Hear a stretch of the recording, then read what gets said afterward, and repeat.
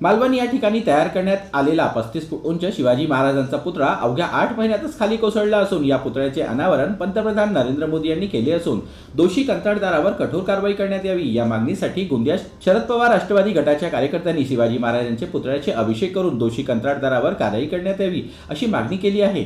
तर शिवाजी महाराजांच्या पुतळ्याची पूजा करून महाराजांना माफ करू नका अशी घोषणाबाजी करत आंदोलन केले आहे।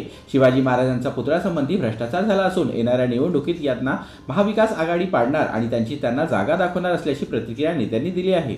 आज हमने छत्रपति शिवाजी महाराज का अभिषेक कर माल्यार्पण कर और महायुति सरकार का विरोध कर शिवाजी महाराज हमारे पूरे देश के आराध्य देव हैं और इनकी प्रतिमा पे भी इतना अगर महायुति सरकार भ्रष्टाचार करती है, केंद्र सरकार भ्रष्टाचार करती है और अनदेखी करती है, तो इस जो महायुति की सरकार है इसको गिराने का काम आने वाली चुनाव में महाराष्ट्र की जनता करेगी और उनको उनकी जगह जरूर दिखाएगी।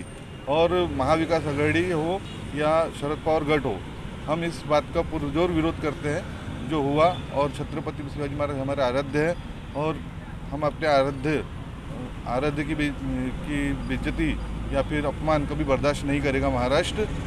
मागच्या 4 दिवसाआधी मालवण येथे छत्रपती शिवाजी महाराजांचा जो पुतळा कोसळला त्याचे सर्वस्वी जबाबदार ही महायुती सरकार आहे। कारण की फक्त कमिशनखोरीच्या चक्करमध्ये त्यांनी एक नौका शिकणाऱ्या व्यक्तीला त्याचा कॉन्ट्रॅक्ट दिला आणि आमच्या छत्रपती शिवाजी महाराजांचा जो पुतळा इथं पाडला।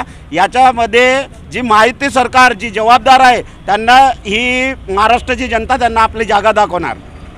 छत्रपती शिवाजी महाराजांच्या शौर्याला सलाम म्हणून सिंधुदुर्ग जिल्ह्यातील मालवण येथे पूर्णाकृती पुतळा उभारण्यात आला होता। हा पुतळा दुर्दैवाने खाली कोसळला।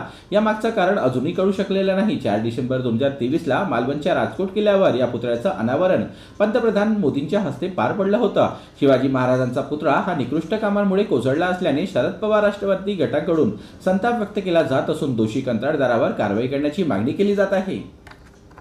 जीबी न्यूजचे प्रत्येक अपडेट मिळवून घेण्यासाठी तुम्ही आमच्या चॅनलला लाईक करा, सबस्क्राइब करा आणि शेअर करा। तसंच बेल आयकॉनला सुद्धा प्रेस करा।